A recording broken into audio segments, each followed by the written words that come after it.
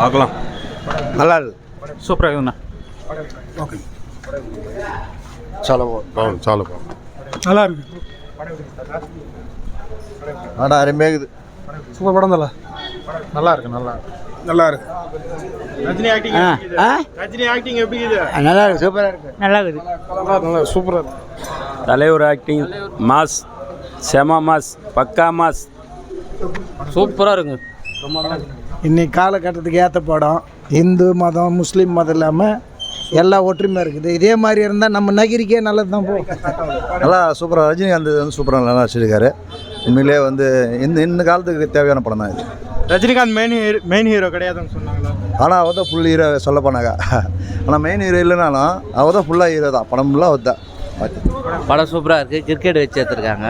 அது பேஸ் பண்ணி அரசியல் எல்லாமே மிக்ஸ் பண்ணி வருது. நல்லா தான் இருக்குது. எல்லாமே சமம்னு சொல்லியிருக்காரு. எல்லா சாமியும் சூப்பராக தான் இருக்குது. படம் நல்லா இருக்குண்ணா. சூப்பராக இருக்குது. ரொம்ப எமோஷ்னல் படம். நல்லா இருக்குது. பக்கா தலைவர் படம்ப்பா. செம சூப்பராக இருக்குது. தலைவர் சூப்பராக நல்லா இருக்கு. பார்க்கறது வச்சேன். படம் சூப்பர். நல்லா இருக்கு. படம் நிஜமே வேறு லெவலாக இருக்குது.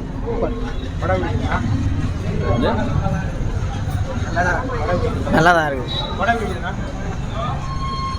Goosebumps bro. வேறு லெவல் ப்ரோ. படம் எப்படி இருக்குல்ல? உள்ளே எடுத்துக்கலாம்.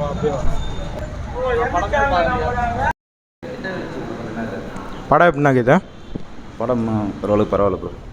ரஜினி ஆக்டிங்கு, ரஜினி ஆக்டிங் தலை என்றைக்குமே மாசு தானே. சூப்பராக அவர்தெல்லாம் கரெக்டாக நடிச்சிருக்காங்க. படத்தில் வந்து இந்த ஜாதி மதம் பேதம் இந்த மாதிரியெல்லாம் காட்டியிருக்காங்க. ஃபஸ்ட்டு எல்லோரும் சமமாக இருக்கணுன்றது தான். ஆனால் இந்த காலத்திலும் இருக்குது.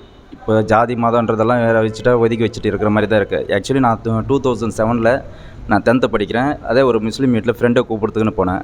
நான் இருக்கிற இடத்துல தண்ணி தெளிச்சிட்டாங்க. அப்போ ஃபீல் பண்ணுவேன். உண்மையிலேயே சொல்ல போனாக்கா இந்த ஜாதி மதம்லாம் இருக்குது. ஏன்னா இன்னும் ஒழிக்கணும்னா படத்தெல்லாம் காட்டினாலாம் எங்களை வாழ முடியும். அவங்களே தன்னால் தெரிந்தனா தான் மாற முடியும்.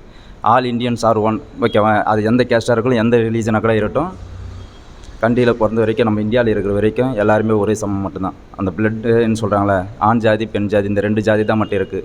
ஆக்சுவலி நம்பாதவங்களுக்கு வரைக்கும் தான் இந்த சாமியை தனித்தனி வேறுபாடில் கும்பிட்றது, அவங்களோட செயலை பொறுத்து தான் இந்த ஜாதியை இது பண்ணியிருக்காங்க. அதெல்லாம் மாற்றிக்கணும். ஜனங்களாக மாறினா தான் உண்டு. இந்த படத்தில் ஹீரோனியே இல்லையா?